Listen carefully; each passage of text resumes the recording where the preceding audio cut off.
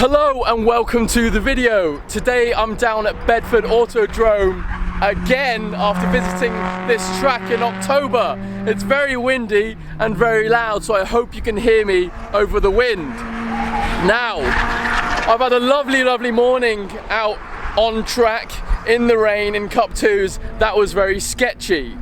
But I went out in a Martin's 918 GT4 before, and that was a fantastic experience as well. But I'm down here with a lot of friends today, and it's also their first time out on track. They had a couple questions. They wanted to know what they would need to do before visiting Bedford, and I obviously shared my experiences with them, but I thought it'd be great to also share it with you guys on the channel. So today's topic is all about what you would need to do in preparation before going out on track for your first track day. So to kick things off, before you even go out on the track, there's a couple of things you need to do to prepare your car going on the track. First of all, you need to install the tow hook. So if you do spin, like I did just now, they can get you out of the grass, they can get you out of whatever sticky situation you're in. The tow hook is in the back. Oh, I thought that was a spin there. The tow hook's in the boot of the car. You just pop the little plasticky thing off and screw this in and you're sorted. Another thing you also want to do is make sure your tyre pressures are in good nick. The weather's kind of cold today, so I've kept my tyre pressures slightly higher because it's quite hard to get the tyres up to temperature. I'm running Cup 2s. If it was a hot day, I would normally be running about 1.8, but I'm running 2.2 today as well. Another thing, you want to be using 99 RON fuel.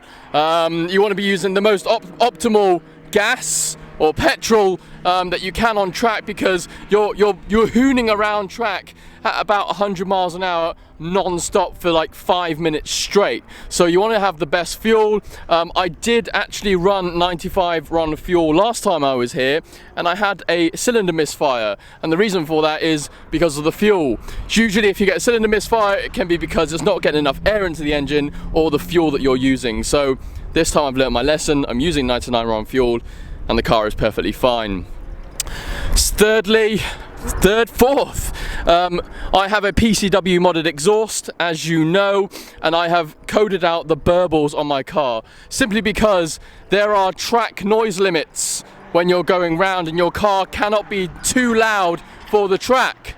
So by coding out burbles, the cracks in the burbles make the car very loud, so coding them out makes it a little bit quieter. And then also I code the valves permanently shut so that I can bomb around the track in Sports Plus with the good throttle response, but with the valves shut, so the exhaust is a lot quieter. And to finally touch on the final point, don't put your handbrake on after you've been out on a hoon. Always leave the handbrake down. Now the reason for that is you don't want the brakes are going to be very hot, and you don't want to put the handbrake up so that the pads end up sticking to the discs. Right, that's everything you need to know before even going out on track. Now let's talk money. We'll hop in the car and we'll get discussing.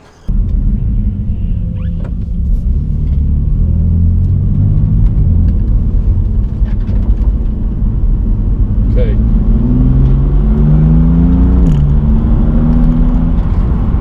Right, third time filming this because the GoPro fell off the glass. So, we've talked about everything you need to do in preparation in the paddock before you get out on track, but what about the money side of things? How much does going on a track day cost you? Well, for starters, the track itself, to pay to come on a track day, you need to do that. And at different times of the year, you've got different prices. So for today, in February, I've paid £125. The reason for that is February tends to be cold and wet, like it has been today, and so there's less people that are going to want to do track days. If you think of like June, July, August, they can go up to about £300, obviously because the weather is a lot better. Track insurance. A lot of people don't. The usual track insurance that you have when you go out driving on the public road does not cover a track day. That's a normal car insurance. So you'll need track insurance doing a track day.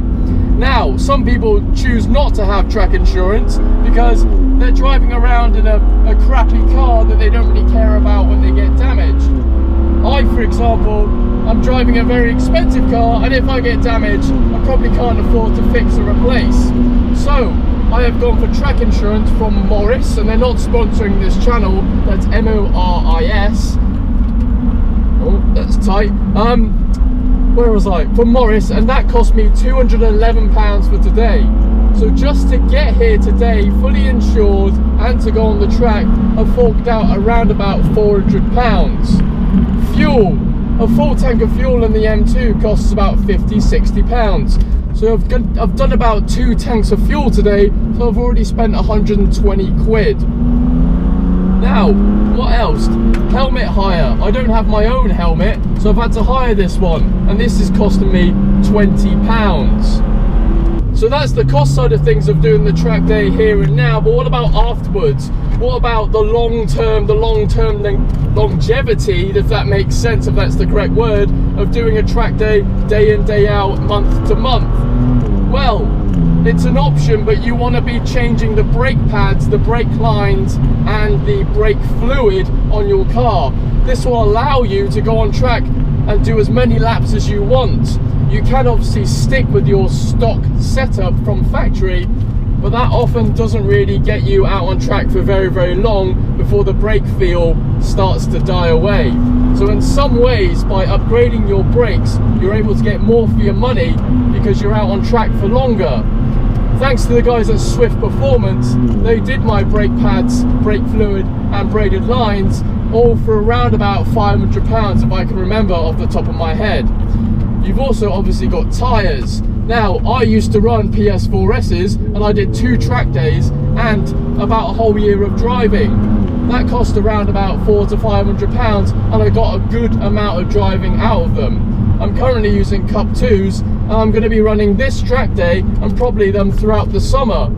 That cost me £100 because I managed to pick them up off a friend, but normally on Facebook Marketplace you would probably find them for about the same price as well. So tyres, brake pads, these are consumables, these cost a lot of money as well. But if you do invest in tyres and brake pads, you can continue to do a lot of track days throughout the year because you won't have to buy these things again, which means that in future, if you do track days in the same year, you only need to pay for the track insurance and the track day, which is a lot cheaper.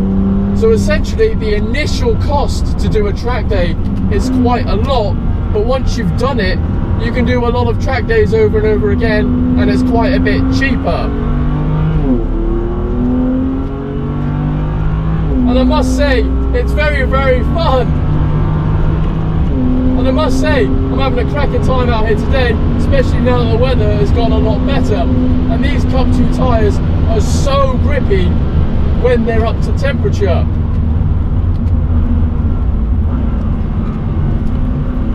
So I've been busy having a lot of fun out on track today with all of my friends, and I hope that gives you a good insight and a good idea into kind of what you need to spend and what you need to do when you're going to go for a track day.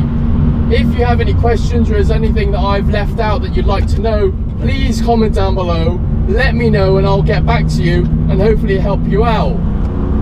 This is a short and sweet video. I think it's probably quite long now because I'm rambling on, but I've just been having a cracking time today and haven't really been focusing on filming. I will leave the video here. Thank you very much for watching. I hope you enjoyed it. Like, comment, subscribe, the usual. I'll see you later in the next video. I've got a fuel reserve light as well, so I better go and get some fuel. Also, sadly, people just don't watch track content, so I like to spend more time enjoying my time here and having fun on track than focusing so much on filming content for YouTube. Anyway, have a good one.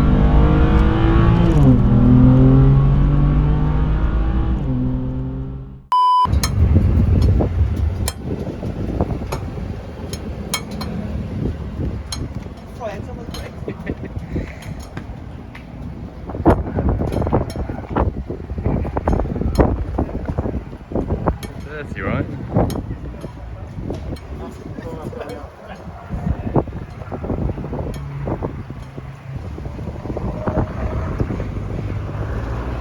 Yeah.